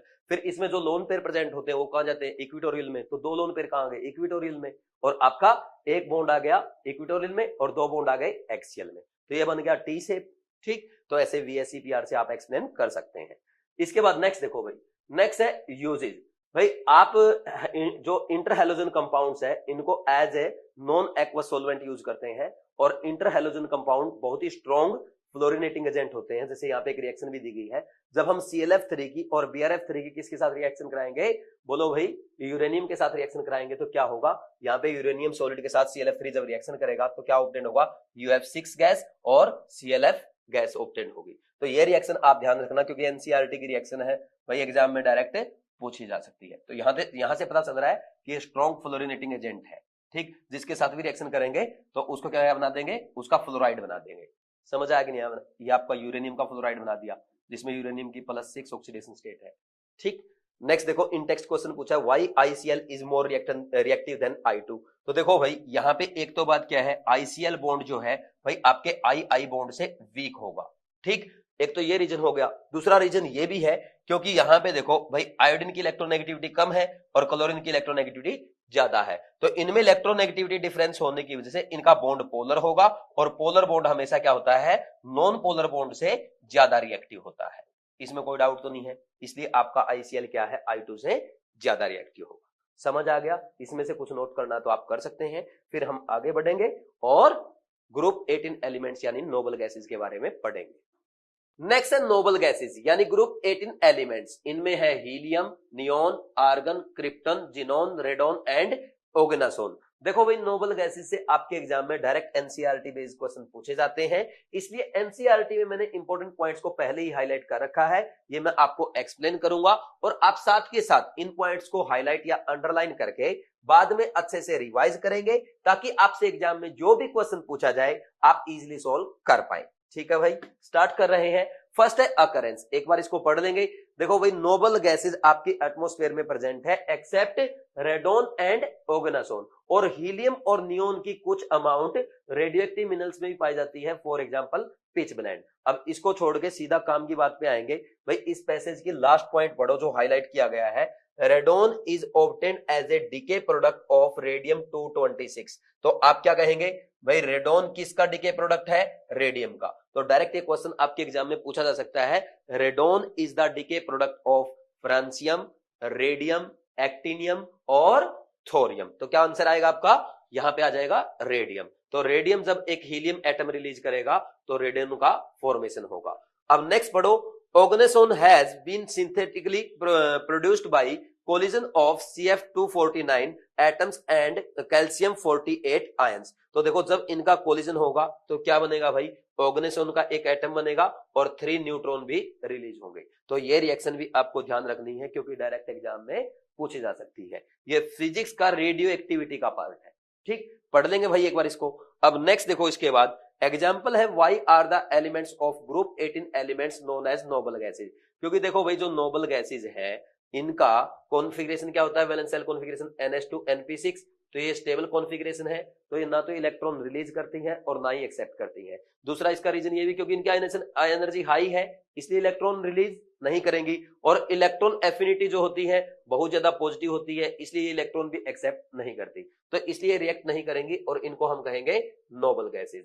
फिर इसके बाद नेक्स्ट आ जाओ, ओगनासोन जो है इसका सिंबल है OG, एटॉमिक नंबर है 118। तो एटॉमिक नंबर से आप इलेक्ट्रॉनिक कॉन्फ़िगरेशन लिख सकते हैं, जो कि आपसे एग्जाम में पूछा जा सकता है। तो एक बार ये इलेक्ट्रॉनिक कॉन्फ़िगरेशन लिख के देखेंगे ताकि आपको याद हो जाए। फिर नेक्स्ट इसके बाद आगे बढ़ो गई, फिर आपकी टेबल। तो टेबल में सब आप पहले ही पढ़ चुके हैं। जैसे यहाँ पे देखो, एटॉमिक नंबर, एटॉमिक मास याद नहीं करना है, इलेक्ट्रॉनिक कॉन्फ़िगरेशन आपको पता है, वैलेंस शेल कॉन्फ़िगरेशन होता है NH2NP6 एक्सेप्ट हीलियम जिसका 1s2 है। फिर इसके बाद एटॉमिक रेडियस क्या होगी, डाउन द ग्रुप इंक्रीज होगी, और आयनेशन एनर्जी क्या होगी, डिक्रीज होगी। बट आयनेशन एनर्जी जो हीलियम की होती है वो क्या होगी भाई, बोलो, पीरियोडिक टेबल में सबसे ज्यादा होती है। पीरियोडिक टेबल में मैक्सिमम आयनेशन एंथैल्पी किसकी है, आप कहेंगे हीलियम की। ठीक है भाई। फिर इसके बाद नेक्स्ट आ जाओ, इलेक्ट्रॉन गेन एंथैल्पी। देखो, ये इलेक्ट्रॉन एक्सेप्ट नहीं करेंगे क्योंकि स्टेबल कॉन्फ़िगरेशन है, तो इसलिए इनकी इलेक्ट्रॉन गेन एंथैल्पी क्या होती है, पॉजिटिव होती है। फिर इसके बाद डेंसिटी को स्किप करो। नेक्स्ट इसके बाद आगे बढ़ेंगे भाई, मेल्टिंग पॉइंट और बॉइलिंग पॉइंट की अगर बात की जाए, भाई देखो क्या होता है गैसेज में, as molecular weight increase, van der Waals force of attraction increase, then boiling point and molecular weight increase. तो क्या होगा भाई, जब हम डाउन द ग्रुप जाएंगे तो क्या होगा, मोलिकुलर वेट इंक्रीज होगा, van der Waals force of attraction increase होंगे, मेल्टिंग पॉइंट और बॉइलिंग पॉइंट इंक्रीज होगा। इसको भी याद करने की जरूरत नहीं है, सीधा मैंने आपको एक्सप्लेन कर दिया। नेक्स्ट इसके बाद देखो, फिर आपका यहाँ पे electronic configuration, ionisation energy, atomic radius, electron gain enthalpy, ये हो गया भाई। फिर आ जाओ फिजिकल प्रॉपर्टीज पे। नोबल गैसेज क्या है, मोनो एटॉमिक है और ये कलरलेस, ऑर्डरलेस और टेस्टलेस गैस होती है। ये वाटर में स्पेरिंगली सोल्यूबल है, यानी वाटर में कम सोल्यूबल है। अब इसके बाद फिर भी अगर आपसे सोल्यूबिलिटी का ऑर्डर पूछा जाए तो इनका सोल्यूबिलिटी का ऑर्डर क्या होगा, डाउन द ग्रुप इंक्रीज होगा। ऐसा क्यों होता है, देखो मैं आपको एग्जांपल दे देता हूं। देखो भाई, जैसे यहाँ पे अगर हम बात करें जिनोन की, तो जिनोन का साइज क्या है, बड़ा होता है। जिनोन का साइज बड़ा होगा तो अब क्या होगा, देखो जो वाटर का मॉलिक्यूल है ये पोलर होता है, ठीक। वाटर का मॉलिक्यूल क्या है, पोलर है, ठीक। यहाँ पे एक बार इसको मैं ऐसे लिख देता हूं, ये वाटर मॉलिक्यूल है, ठीक। अब देखो भाई, वाटर का तो पोलर मॉलिक्यूल है और हमारी ये जो नोबल गैसेज है ये क्या है, नॉन पोलर है। तो जब polar molecule non polar molecule के पास आएगा तो क्या होगा भाई, ये इसको इंड्यूस करेगा और क्या बन जाएगा, इंड्यूस डाइपोल बन जाएगा। तो ये इसके नेगेटिव पार्ट को इसका पॉजिटिव पार्ट अट्रैक्ट करेगा और इसका पॉजिटिव पार्ट दूसरी तरफ रहेगा, तो ये बन गया इंड्यूस डाइपोल। तो इनमें आपस में कैसा अट्रैक्शन होगा, डाइपोल इंड्यूस डाइपोल अट्रैक्शन होगा, तो जिसके कारण क्या होगा, ये वाटर में डिसॉल्व हो जाएगा। बट यहाँ पे नोबल गैसेज में हीलियम सबसे कम क्यों डिसॉल्व होगी, क्योंकि इसका साइज बहुत छोटा होता है, तो इसको वाटर का मॉलिक्यूल क्या है, इंड्यूस नहीं कर पाएगा, क्योंकि इसका जो न्यूक्लियस है जिसपे पॉजिटिव चार्ज है वो वाटर के मॉलिक्यूल के पॉजिटिव चार्ज को रिपेल कर देगा, ठीक। तो सबसे ज्यादा इंड्यूस कौन होगा, जिसका साइज सबसे बड़ा है और वो सबसे ज्यादा वाटर में सोल्यूबल हो जाएगा। ये ऑर्डर अगर आप लिखना चाहते हैं लिख सकते हैं, वैसे एनसीईआरटी का पॉइंट नहीं है। नेक्स्ट देखो भाई, they have very low melting and boiling point because the only type of interatomic interaction in these elements is weak dispersion forces। भाई डिस्पर्सन फोर्सेज का मतलब क्या है, जो हमारी नोबल गैसेज हैं ये क्या है, नॉन पोलर है, ठीक। तो इनमें से ये देखो, ये दो नॉन पोलर एटम है, तो इनमें से मान लीजिए एक एटम थर्मल हीटिंग के कारण या अगर आप इसमें कुछ वाइब्रेशन अगर हो जाए तो क्या होगा भाई, इस पे इंड्यूस डाइपोल बन जाएगा। तो जब इस पे इंड्यूस डाइपोल बनेगा, जब दूसरे नॉन पोलर मॉलिक्यूल के पास ही आएगा तो ये इसको भी क्या करेगा, इंड्यूस कर देगा, ऐसे इसके पॉजिटिव पार्ट को अट्रैक्ट करेगा, ये नेगेटिव पार्ट को रिपेल कर देगा। तो ये हो गया इंड्यूस डाइपोल इंड्यूस डाइपोल। तो इनमें आपस में क्या होगा, induce dipole force of attraction होगा, जिसको हम लंडन डिस्पर्सन फोर्सेज भी कहते हैं। ये वीक वंडरवाल फोर्सेज है और इन वीक वंडरवाल फोर्सेज के कारण ही इनका मेल्टिंग पॉइंट और बॉइलिंग पॉइंट कम होता है। और जो हमारी पीरियोडिक टेबल है उसमें सबसे कम बॉइलिंग पॉइंट किसका होगा, बोलो भाई, हीलियम का होता है। ये पॉइंट आपको ध्यान रखना है। कितना कम है, 4.2 केल्विन, यानी अप्रोक्स -269 डिग्री सेल्सियस, ठीक है भाई। इसके बाद नेक्स्ट देखो, नेक्स्ट आपका है example 7.21, noble gases have very low boiling points, why, अभी मैंने आपको एक्सप्लेन किया है। नेक्स्ट है भाई केमिकल प्रॉपर्टीज। देखो नोबल गैसेज क्या है, नेचर में इनर्ट है। इसका क्या रीजन है, एक तो इनका स्टेबल कॉन्फ़िगरेशन होता है और दूसरा भाई इनकी हाई आयनेशन एनर्जी और more positive electron gain enthalpy के कारण ये रिएक्ट नहीं करती, इसलिए नेचर में इनर्ट होती है। अब नेक्स्ट आ जाओ वही वेरी इंपॉर्टेंट पॉइंट पे। देखो वैसे नोबल गैसेज रिएक्ट नहीं करती, बट आज के टाइम पे जिनोन के बहुत सारे कंपाउंड एग्जिस्ट करते हैं। तो अब क्वेश्चन ये आता है, जिनोन का फर्स्ट कंपाउंड कब डिस्कवर किया गया था। देखो 1962 में नील बार्लेट ने एक रेड कलर्ड कंपाउंड फॉर्म किया जिसका फॉर्मूला है O2PTF6। तो ये आप अलग से एनसीईआरटी में ऐसे लिख लेंगे, डायरेक्ट आपसे एग्जाम में पूछा जा सकता है। देखो भाई यहाँ पे अगर बात की जाए, इसका कलर होता है रेड, और अगर ऑक्सीडेशन स्टेट की बात करें ये प्लस है, यहाँ पे ये -1 है, तो ऑक्सीजन की ऑक्सीडेशन स्टेट क्या आएगी। देखो भाई यहाँ पे 2 ऑक्सीजन पे है टोटल +1, तो एक पे कितना आ जाएगा, +½ ये आपसे एग्जाम में पूछा जा सकता है। फिर इसके बाद देखो इन्होंने रियलाइज किया कि जो मोलिकुलर ऑक्सीजन की आयनेशन एनर्जी है वो किसके इक्विवेलेंट है, जिनोन की आयनेशन एनर्जी के इक्विवेलेंट है। तो इन्होंने सोचा कि अगर मोलिकुलर ऑक्सीजन को आयनाइज किया जा सकता है तो जिनोन को भी आयनाइज किया जा सकता है, और इन्होंने जिनोन का सेम कंपाउंड बनाने की कोशिश की। तो इन्होंने क्या किया, जब जिनोन को PTF6 के साथ मिक्स किया तो जिनोन ने भी रेड कलर का कंपाउंड बनाया जिसका फॉर्मूला क्या था, जिनोन PTF6। तो ये भी क्या है, रेड कलर का कंपाउंड है। तो ये आपका जिनोन का फर्स्ट कंपाउंड था। तो ये इसका अगर ऑक्सीडेशन स्टेट लिखना चाहे आप ऐसे लिख सकते हैं, ठीक है भाई, समझ आ गया। और दोनों में PT के ऊपर क्या आएगी, PT की ऑक्सीडेशन स्टेट आएगी +5। ये भी अगर आप लिखना चाहते हैं तो लिख सकते हैं, ठीक है भाई। फिर इसके बाद नेक्स्ट देखो, आजकल फिर इसके बाद बहुत सारी डिस्कवरी की गई कि जिनोन जो है most electronegative atom like fluorine और ऑक्सीजन के साथ अदर कंपाउंड बनाएगा, जो आगे हम पढ़ेंगे। फिर इसके बाद देखा गया भाई क्रिप्टन भी कुछ कंपाउंड बनाता है, बट इनमें से जो जिसकी डिटेल में स्टडी हुई है वो है KrF2। इसके अलावा रेडोन के भी कुछ कंपाउंड है, बट इनमें से जो एक आइसोलेट किया गया है, जो आइडेंटिफाई किया गया है, वो है RnF2।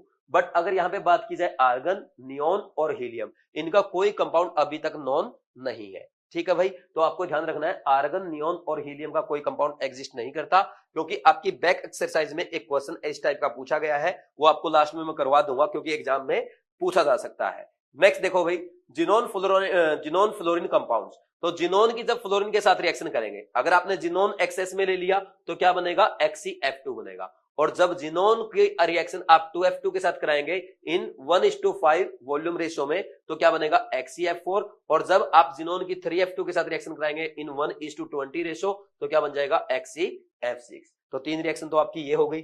फिर इसके बाद देखो भाई, HCF6 बनाने का दूसरा मेथड क्या है, जब आप HCF6 की O2F2 के साथ रिएक्शन कराएंगे तो HCF6 प्लस O2 का फॉर्मेशन होगा। तो इनसे भी ज्यादा इंपॉर्टेंट रिएक्शन है ये वाली, तो ये आपको ध्यान रखना है, इस पे इंपॉर्टेंट लिख लेंगे, उनको भले ही हाईलाइट मत करो, वो आप आराम से याद रहेंगी। फिर इसके बाद नेक्स्ट देखो भाई, जो आपके जिनोन के कंपाउंड है, ये कलरलेस क्रिस्टलाइन सॉलिड होते हैं और ये इजीली वेपर्स बन जाएगा इनका, और ये पावरफुल फ्लोरिनेटिंग एजेंट होते हैं, यानी दूसरे कंपाउंड के साथ रिएक्ट करके उनको क्या बना देंगे, उनके फ्लोराइड बना देंगे। जैसे फॉर एग्जांपल HCF2 जब वाटर के साथ रिएक्शन करेगा क्या बनेगा, जिनोन गैस, O2 गैस और HF एक्वस में। ठीक, फिर इसके बाद नेक्स्ट पॉइंट देखो, xenon fluoride react with fluoride ion acceptors to form cationic species and fluoride ion donors to form fluoroanions. तो देखो भाई, यहां पे जब आप इसकी रिएक्शन जिनोन के फ्लोराइड की रिएक्शन जब आप लुईस एसिड्स के साथ कराएंगे तो ये क्या करेंगे, एक अपना फ्लोराइड आयन डोनेट कर देंगे और खुद किसमें आ जाएगा, जैसे ये आ गया HCF प्लस में, तो ये एक अपना F माइनस डोनेट करेगा, तो क्या बना लेगा ये PF6 माइनस। PF5 क्या है, लुईस एसिड है, वो F माइनस को एक्सेप्ट कर लेगा। सिमिलर यहाँ पे HCF4 की रिएक्शन है किसके साथ, SBF5 के साथ, ये आप देख सकते हैं। फिर नेक्स्ट देखो, जब ये F माइनस डोनर के साथ रिएक्ट करेंगे तो ये F माइनस को एक्सेप्ट भी कर देते हैं। जैसे HCF6 क्या करेगा भाई, जैसे फॉर एग्जांपल यहाँ पे आपने लिया सोडियम फ्लोराइड, तो उससे फ्लोराइड आयन को एक्सेप्ट कर लेगा और क्या बनाएगा, HCF7 माइनस आयन बना लेगा। ठीक, तो ये एग्जांपल गिवन है। फिर इसके बाद आ जाओ भाई, इससे भी ज्यादा इंपॉर्टेंट है आपका जिनोन ऑक्सीजन कंपाउंड। देखो जब हम यहाँ पे क्या करेंगे भाई, आपके जिनोन के फ्लोराइड्स का कंप्लीट हाइड्रोलिसिस करेंगे तो क्या बनेगा, XeO3 बनेगा। ठीक, चाहे आप HCF4 का करें या HCF6 का करें, ठीक है भाई। बट जब आप HCF4 का कंप्लीट हाइड्रोलिसिस करते हैं तो आपका जिनोन ट्राई ऑक्साइड के अलावा और क्या बनेगा, जिनोन गैस, O2 गैस और HF। जबकि जब आप जिनोन हेक्साफ्लोराइड का हाइड्रोलिसिस करेंगे कंप्लीटली तो क्या बनेगा, जिनोन ट्राइऑक्साइड के साथ ओनली HF। ठीक, फिर इसके बाद इंपॉर्टेंट क्या है भाई, अगर आप जिनोन हेक्साफ्लोराइड का पार्शियल हाइड्रोलिसिस करते हैं तो क्या बनेगा, बोलो, एक वाटर मॉलिक्यूल के साथ तो बनेगा XeOF4 और 2 वाटर मॉलिक्यूल के साथ क्या बनेगा, XeO2F2 और दोनों में HF मॉलिक्यूल भी बनता है। तो ये रिएक्शंस आपको याद करनी है क्योंकि डायरेक्ट एग्जाम में पूछी जा सकती है। अब यहाँ पे जितने भी इनके स्ट्रक्चर्स है तो वो आपको एनसीईआरटी में गिवन है। जैसे HCF2 में क्या होगा भाई, 2 सिग्मा बॉन्ड होंगे, 2 लोन पेयर होंगे, तो क्या होगा, बोलो भाई, 2 सिग्मा बॉन्ड 3 लोन पेयर होंगे तो क्या होगा भाई, इसका ज्योमेट्री कैसा होगा, ज्योमेट्री इसका होगा ट्राइगोनल बाइपिरामिडल। तो ज्योमेट्री अगर लिखी जाए ट्राइगोनल बाइपिरामिडल है और इसका हाइब्रिडेशन क्या आएगा भाई, sp3d और शेप कैसा होगा, लीनियर। ये देख रहे हैं, 3 लोन पेयर आ गए इक्वेटोरियल पोजीशन पे और 2 बॉन्ड आ गए एक्सियल पोजीशन पे। फिर इसके बाद नेक्स्ट है HCF4, 4 bond pair 2 lone pair, तो 6 हो गया स्टेरिक नंबर, तो हाइब्रिडेशन होगा sp3d2 और ज्योमेट्री होगी ऑक्टाहेड्रल या बोल सकते हैं स्क्वायर बाइपिरामिडल और इसका शेप क्या आएगा, स्क्वायर प्लेनर, जो कि आप देख रहे हैं एक्सियल पोजीशन में लोन पेयर और ये आपके 4 फ्लोरीन आ गए प्लेन में। नेक्स्ट इसके बाद HCF6, भाई इसमें 6 बॉन्ड पेयर है, 1 लोन पेयर है, हाइब्रिडेशन आ जाएगा sp3d3 और ज्योमेट्री अगर आप लिखेंगे यहाँ पे पेंटागोनल बाई पिरामिडल। ठीक, और शेप क्या आ जाएगा, distorted octahedral due to presence of lone pair. फिर इसके बाद नेक्स्ट है XeOF4, तो इसमें देखो भाई 2 तो बॉन्ड बनाएगा ऑक्सीजन, 4 बनाएगा फ्लोरीन और 1 लोन पेयर होगा, तो टोटल हो गया 6 स्टेरिक नंबर। यहाँ पे 5 सिग्मा बॉन्ड और 1 लोन पेयर है, 6 हो गया। तो sp3d2 हाइब्रिडेशन यानी ज्योमेट्री क्या हो जाएगी, ऑक्टाहेड्रल और शेप क्या बनेगा, 1 लोन पेयर आ रहा है तो स्क्वायर पिरामिडल। फिर इसके बाद नेक्स्ट है भाई आपका XCO3 में क्या होगा, आपको पता है 6 बॉन्ड बनेंगे ऑक्सीजन के साथ, एक लोन पेयर बचेगा, तो 3 यहाँ पे सिग्मा बॉन्ड है, पाई बॉन्ड को हाइब्रिडाइजेशन में काउंट नहीं करते, इसलिए 3 सिग्मा बॉन्ड, एक लोन पेयर, sp3 हाइब्रिडाइजेशन, और ज्योमेट्री टेट्राहेड्रल, और शेप होगा पिरामिडल। तो इसका शेप किसके जैसा है, ये NH3 के साथ आइसो स्ट्रक्चर है। समझ आया कि नहीं? इसमें कोई डाउट नहीं होना चाहिए। फिर इसके बाद नेक्स्ट आ जाओ भाई, इंपॉर्टेंट पॉइंट, ये सब आपको आता, आप कर सकते हैं, फिर भी मैंने आपको रिवाइज करा दिया। अच्छा, इसके अलावा इसने एक स्ट्रक्चर नहीं देखा, ये वाला XeO2F2 का, ये भी आप मेरे साथ लिखेंगे, ये वाला स्ट्रक्चर बनेगा भाई, ये वाला स्ट्रक्चर आएगा, एक लोन पेयर, 2 ऑक्सीजन के साथ डबल बॉन्ड और 2 सिंगल बॉन्ड, तो क्या होगा हाइब्रिडाइजेशन, sp3d, हाइब्रिडाइजेशन आ गया sp3d, और ज्योमेट्री है ट्राइगोनल बाई पिरामिडल, और शेप आपसे पूछा जाए तो क्या बोल देंगे, सीसो शेप है, क्योंकि इसमें क्या है, एक लोन पेयर प्रेजेंट है। समझ गए भाई? अब इसके बाद नेक्स्ट देखो, वेरी इंपॉर्टेंट जो मैं आपको बताना चाहता हूं, देखो एक XeO4 भी होता है, इसका तो आप पहले ही पढ़ चुके हैं केमिकल बॉन्डिंग में, sp3 हाइब्रिडाइजेशन होगा, टेट्राहेड्रल ज्योमेट्री और टेट्राहेड्रल शेप, क्योंकि लोन पेयर 0 है। अब यहां पे देखो बात आती है number of bond pair and number of d pi p pi bond की। तो देखो भाई, यहां पे अगर आपसे D pi p pi bond पूछा जाता है तो मैं आपको बता देता हूं कैसे फाइंड आउट करना है। भाई सबसे पहले देखो, जिनोन का कॉन्फ़िगरेशन लिखो, 5s2 5p6 होता है, ठीक, और इसमें 5d क्या है, वैकेंट ऑर्बिटल है, ठीक, तो यहां पे ये हो गया 5s2 5p6। तो देखो भाई, यहां पे ग्राउंड स्टेट है, कोई बॉन्ड नहीं बनाएगा, बट जब यहां पे आप इसको फर्स्ट एक्साइटेड स्टेट में लेके जाएंगे तो यहां से क्या करते हैं, इसका एक इलेक्ट्रॉन एक्साइट करा देंगे, एक इलेक्ट्रॉन जैसे एक्साइट कराएंगे तो इसके पास 2 अनपेयर्ड इलेक्ट्रॉन है, तो ये 2 सिग्मा बॉन्ड बना सकता है, तो XeF2 बनाएगा। सिमिलरली सेकंड एक्साइटेड स्टेट में यहां पे एक इलेक्ट्रॉन और यहां से चला जाएगा, ये वाला इलेक्ट्रॉन जब आप हटा देंगे यहां से तो क्या जाएगा, ये थर्ड एक्साइटेड स्टेट में 1 सिग्मा 2 सिग्मा 3 सिग्मा 4 सिग्मा बना सकता है, तो क्या बनाएगा, ये सेकंड एक्साइटेड स्टेट में XeF4 बनाएगा। सिमिलरली यहां वाला इलेक्ट्रॉन और यहां चला जाएगा तो ये थर्ड एक्साइटेड स्टेट है, तो यहां पे ये कितने बना सकता है, 6 सिग्मा बॉन्ड बना सकता है, तो ये बन जाएगा इसका XeF6। इसमें टोटल आ जाएगा एक लोन पेयर और 6 सिग्मा बॉन्ड, sp3d3 हाइब्रिडाइजेशन, ठीक, XeF6। अच्छा, इसके अलावा ये यहां पे ये भी तो कर सकता है, देखो एक लोन पेयर यहां पे 3 सिग्मा बॉन्ड बना लिए, तो ये हो गया sp3 हाइब्रिडाइजेशन, ठीक है भाई, और यहां पे 3 बनाएगा ये D pi p pi bond, किस केस में, XeO3 के केस में, तो ये 3 सिग्मा हो गए एक लोन पेयर, और ये 3 बनाएगा D pi p pi bond. तो डी पाई पी पाई कैसे बना, ऑक्सीजन का p ऑर्बिटल और जिनोन का d ऑर्बिटल, तो ये बन गए इसके 3 D pi p pi bond. तो यहां पे जिनोन में कितने D pi p pi bond है, 3 D pi p pi bond है, ठीक, समझ आ रहा है कि नहीं आ रहा? ऐसे ही अगर आपसे XeO4 में पूछ ले तो एक इलेक्ट्रॉन और यहां से आप एक्साइट करेंगे, यहां आएगा तो ये यहां पे अनपेयर्ड इलेक्ट्रॉन हो जाएगा, तो ये अनपेयर्ड इलेक्ट्रॉन है, ये 4 बनाएंगे सिग्मा बॉन्ड, और ये होगा sp3 हाइब्रिडाइजेशन, और ये चारों बनाएंगे 4 D pi p pi bond. किस में बनाएंगे भाई 4 D pi p pi bond, ये बनेंगे आपके XeO4 में। अब देखो, अगर आपसे पूछ लिया जाए XeOF4 में कितने D pi p pi bond है, तो इसमें आएगा 1 D pi p pi bond, और जो आपका XeO2F2 था, इसमें पूछ लिया जाए तो इसमें कितने आएंगे, 2 D pi p pi bond. तो ठीक है, ये ऐसे क्वेश्चंस आपके एग्जाम में आ सकते हैं, हालांकि इस लेवल का क्वेश्चन अभी नहीं पूछा, बट फिर भी अगर आपसे पूछे तो मैंने आपको एक्सप्लेन कर दिया, आई होप कि आप मिस्टेक नहीं करेंगे। अच्छा, 2 क्वेश्चन और मैं आपको करवा रहा हूं लास्ट में। तो देखो भाई, IIT ने एक बार ये पूछ लिया था कि SO2 में कितने डी पाई पी पाई और कितने पी पाई पी पाई बॉन्ड है। इसके लिए सबसे पहले आप सल्फर का कॉन्फ़िगरेशन लिखेंगे, जो कि क्या होता है 3s2 3p4, ये आपको पता है, और इसके पास एक वैकेंट डी सब सेल प्रेजेंट होती है, तो यह है 3s, ये 3p और ये है 3d। अब देखो भाई, यहां पे इसके पास ग्राउंड स्टेट में क्या है भाई, ओनली 2 अनपेयर्ड इलेक्ट्रॉन है, इसलिए ये 2 बॉन्ड बना सकता है, बट SO2 में तो टोटल कितने हैं, 2 सिग्मा और 2 पाई, तो यहाँ पे 4 अनपेयर्ड इलेक्ट्रॉन चाहिए, तो हम क्या करेंगे, यहाँ पे इस इलेक्ट्रॉन को क्या करेंगे, 3p से 3d में एक्साइट करेंगे, तो फर्स्ट एक्साइटेड स्टेट में क्या करेगा, इसके पास 4 अनपेयर्ड इलेक्ट्रॉन है और यहाँ पे एक लोन पेयर है, तो ये एक लोन पेयर, तो यहाँ पे 2 बनेंगे सिग्मा बॉन्ड, तो ये हो गया इसका sp2 हाइब्रिडाइजेशन जो आप पढ़ते हैं, ठीक है भाई।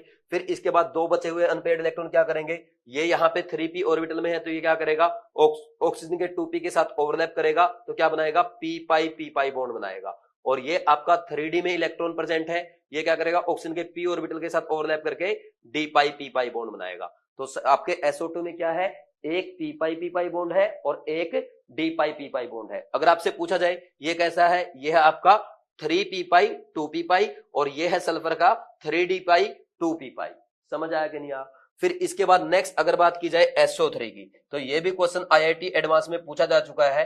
तो SO3 में आप क्या करेंगे भाई, SO3 में ग्राउंड स्टेट में तो बिल्कुल भी नहीं बनेगा, तो इसको आप डायरेक्ट लेके जाएंगे सेकंड एक्साइटेड स्टेट में। कैसे लेके जाएंगे, यहाँ पे देखो भाई ये सारे इलेक्ट्रॉन जो दो पेयरिंग में थे ये एक्साइट करा देंगे, एक तो ये करवा चुके हैं, ये भी करवाएंगे। तो ये इलेक्ट्रॉन जब एक्साइट होंगे तो यहाँ पे इसके पास 6 अनपेयर्ड इलेक्ट्रॉन होंगे, तो ये 6 बॉन्ड बना सकता है।